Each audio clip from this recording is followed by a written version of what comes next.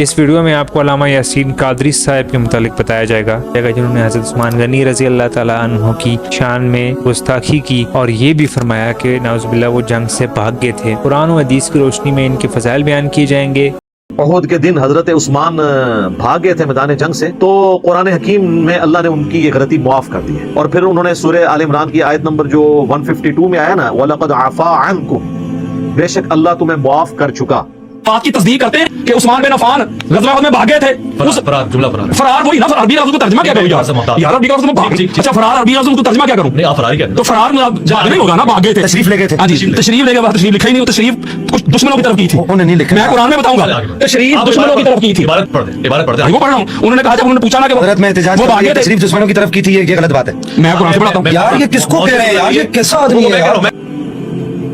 सही बुखारी में ही आता है कि अहले मिस्र में से एक शख्स मदीना शरीफ आता है हज के मौका पर, मक्के या मदीने में, और वो कहता है कि जी तुम में जो कोई बड़ा शेख है, मेरी मुलाकात उनसे करवाओ असहाब में से। तो लोग एक शख्सियत की तरफ इशारा करते हैं, अब्दुल्ला बिन उमर की तरफ। तो वो अब्दुल्ला बिन उमर से कहता है कि हजरत मुझे ये बताइए, ये सही बुखारी में 2-3 जगह पे ये हदीस मौजूद है। सूरह आल इमरान की तफसीर में भी लेके आए हैं इमाम बुखारी, ग़ज़वा उहद वाले चैप्टर में भी लेके आए हैं, हजरत उस्मान गनी के फज़ाइल वाले चैप्टर में भी लेके आए हैं।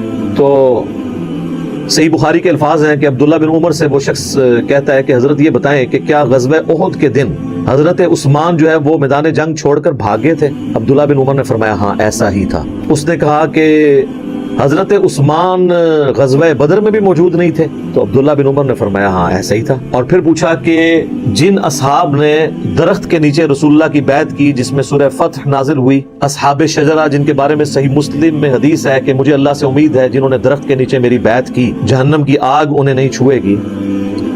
तो हजरत उस्मान जो है वो असहाब शजरा में भी शामिल नहीं थे, वहां पर भी मौजूद नहीं थे। तो नबी सल्लल्लाहु अलैहि वसल्लम की बैत से वो महरूम रहे। तो अब्दुल्ला बिन उमर ने फरमाया हाँ हजरत उस्मान वहां पे भी मौजूद नहीं थे। बस ये 3 बातें उसने सुनी तो उसने नारा लगाया अल्लाहु अकबर। चूंकि वो अहले मिस्र में से था और अहले मिस्र हजरत उस्मान की पॉलिसीज की वजह से नाला तो थे ही, अब उनको इल्मी दलील भी मिल गई नाराज होने की। तो वो जब पीठ फेर के वहां से जाने लगा तो अब्दुल्ला बिन उमर ने उसको कहा कि रुक जा, पहले मेरे को फक्की तो ले जा, तू मेरा भी जवाब सुन लेना। वो अरबी के अल्फाज ऐसे ही, उसका मतलब ये फक्की ले जा और ये जाके मिस्र वालों को दे देना मेरी तरफ से, इन 3 बातों के जवाब में। फिर उन्होंने कहा कि रहा मसला इस बात का जो तुमने पूछा कि उहद के दिन हजरत उस्मान भाग गए थे मैदान जंग से, तो कुरान हकीम में अल्लाह ने उनकी ये गलती मुआफ कर दी है। और फिर उन्होंने सूरह आल इमरान की आयत नंबर जो 152 में आया ना, वलक़द आफ़ा अन्कुम, बेशक अल्लाह तुम्हें मुआफ कर चुका। एक ये, आगे चल के फिर एक और आयत आएगी इसी कॉन्टेक्स्ट के अंदर, वो आयत भी उन्होंने तिलावत की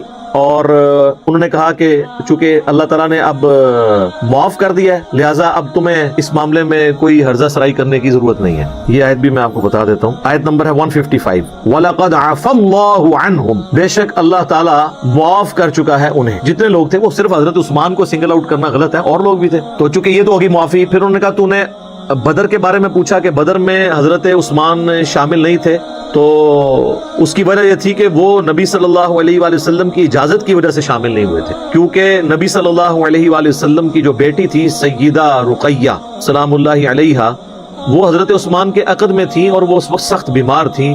तो नबी सल्लल्लाहु अलैहि वसल्लम ने हजरत उस्मान को उनकी तीमारदारी के लिए हुक्म दिया कि तुम मैदान जंग में ना हो, तुम अपनी बीवी की देखभाल करो, तीमारदारी करो। और फिर बुखारी के अल्फाज हैं, अब्दुल्ला बिन उमर कहते हैं कि नबी सल्लल्लाहु अलैहि वसल्लम ने हजरत उस्मान को बावजूद इसके कि वो ग़ज़वा बदर में शामिल नहीं थे, बदरी असहाब में शुमार किया। हत्ता कि जब माले गनीमत बांटने की बारी आई तो हजरत उस्मान को भी माले गनीमत में से हिस्सा दिया, हालांकि वो जंग में नहीं थे, ताकि ये चीज़ इंश्योर हो जाए कि वो बदरी असहाब में से। ज़ाहिर साहब बदर की तो एक फजीलत है। हत्ता कि सही बुखारी में आता है कि हज़रत जिब्राईल हुजूर के पास आए, उन्होंने कहा या रसूल अल्लाह आपके असहाब में जो फजीलत है वो किस एतबार से है? तो उन्होंने कहा कि सबसे ज़्यादा फजीलत है असहाब बदर की, उसके बाद असहाब उहद की। तो जिब्राईल कहने लगे या रसूल अल्लाह हम फरिश्तों में भी सबसे अफजल फरिश्ते वो हैं जो बदर में आपके साथ शामिल हुए हैं, और उसके बाद वो जो उहद में शामिल हुए। सलात बर मोहम्मद व आले मोहम्मद, अल्लाहुम्मा सल्ली अला मुहम्मद व अला आलि मुहम्मद, यानी हुजूर की निस्बत है अल्हम्दुलिल्लाह। तो उन्होंने कहा कि अब्दुल्ला बिन उमर ने उसके जवाब में कहा कि भाई वो तो बदरी असहाब में शामिल है।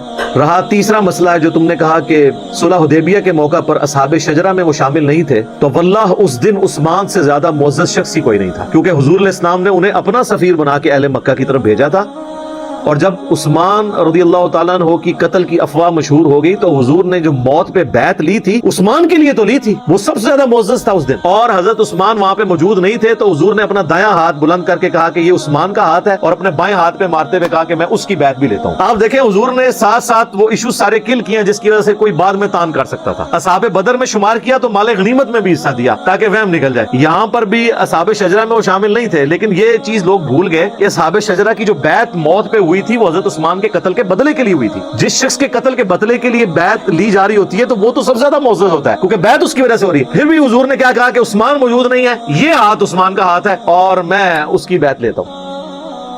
تو حضور نے اپنے ہاتھ کو حضرت عثمان کا ہاتھ قرار دے کے ان کی بیعت لی۔